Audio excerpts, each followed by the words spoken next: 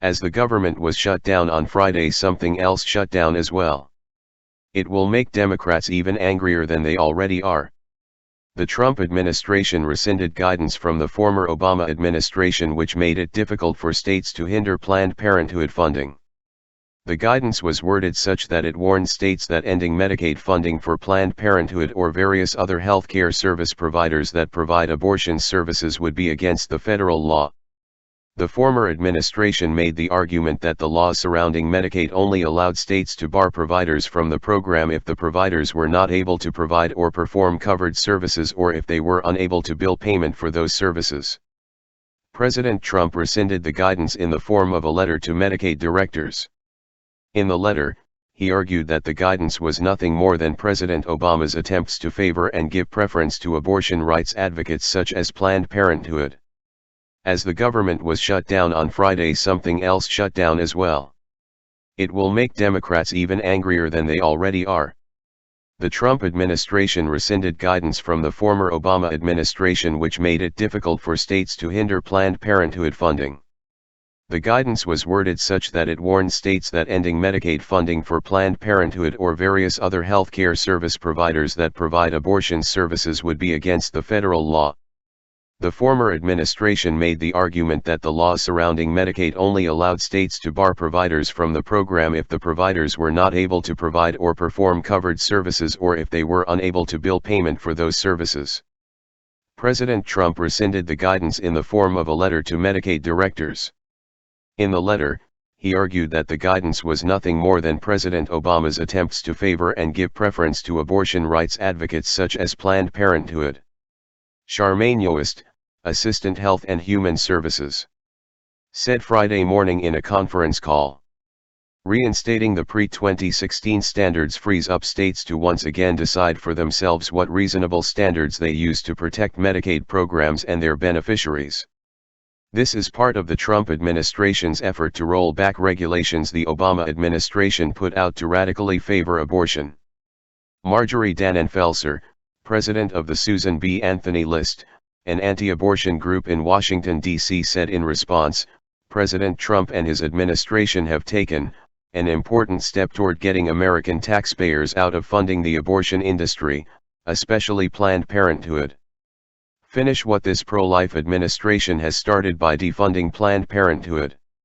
States such as Texas have attempted to ban Planned Parenthood from the Medicaid programs in the state. However, under law they were blocked by the Obama administration. Now, rescinding this Obama-era guidance won't automatically allow states to ban Planned Parenthood from their Medicaid programs, but it signals the possibility it could happen as well as the administration's support for it. The Hill reported. Texas submitted a request to the Trump administration last year requesting permission to bar Planned Parenthood from its Medicaid program, but the administration has not yet responded. Approval from the administration would likely spark similar efforts in other conservative states but also would encourage legal challenges.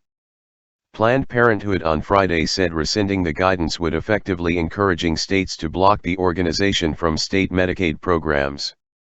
They couldn't get the votes to pass it in Congress, so now they are pushing states to try and block care at Planned Parenthood, said Don Legans, Executive Vice President for Planned Parenthood Action Fund.